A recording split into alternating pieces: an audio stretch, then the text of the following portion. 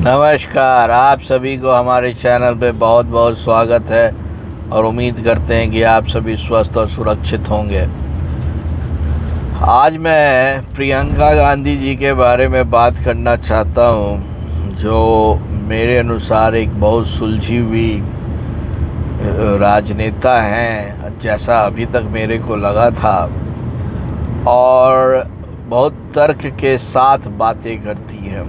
और ये पिछले कुछ सालों में उन्होंने जिस तरह से राजनीति में अपनी एंट्री की वो काबिले तारीफ़ थी, बशर्ते कि 2024 में जिस तरह से उन्होंने अपनी एंट्री को एक कॉमोडिटी बना दिया। बहुत ज़्यादा भारत जोड़ो यात्रा, भारत न्याय यात्रा में भाई के साथ जाकर उन्होंने बहुत सहायता करने की कोशिश की, लेकिन उन्होंने कुछ सच्चाई इस प्रोसेस में बता दी। पहली सच्चाई ये बताई कि उनको अभी भी राजनीति में उतना ज्ञान नहीं है और अभी भी उनमें एक पार्शियलिटी है, अपना घर पराया घर। उसमें एक जो बहुत बड़ी चीज़ जो निकल कर आई वो ये आई उनके उस बयान से कि मैं राजीव गांधी और इंदिरा गांधी के बारे में कोई भी टिप्पणी नहीं सुनना पसंद करूंगी। आपने प्रियंका गांधी जी ने 100% बात सही कही, लेकिन ये और अच्छा लगता यदि उसमें वो अपने नेहरू जी को, लाल बहादुर शास्त्री जी को, आपके नरसिंहा राव साहब को, मनमोहन सिंह को, सबको वो ज्वाइन कर उसको साथ में लेती कि मैं कांग्रेस के सरकार में रहे जितने भी प्राइम मिनिस्टर है जिन्होंने इस देश के लिए कार्य किया है और कंट्रीब्यूशन दिया है, मैं उसके बारे में कुछ भी नहीं सुन सकती। उन्होंने वो नहीं कहा। उन्होंने इन पर्टिकुलर चूज़ किया कि मैं इन दोनों के बारे में। क्यों भाई? क्या सिर्फ इन दोनों ने ही इस हिंदुस्तान के लिए किया है? इंदिरा गांधी जी ने तो जो इस हिंदुस्तान को दिया, इमरजेंसी भगवान न करे कि वो कोई भी राजनेता दे, वो सेल्फ मोटिवेटेड राजनीति का एक बहुत बड़ा उदाहरण है, जो कभी भी कहीं भी कुछ भी नहीं होना चाहिए।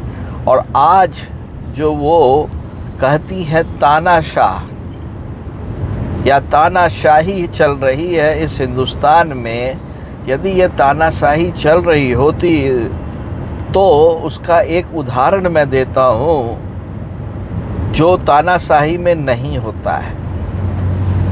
प्रियंका गांधी जी ने कहा कि वैक्सीन बनाने वाली कंपनी ने नरेंद्र मोदी को पैसे दिए।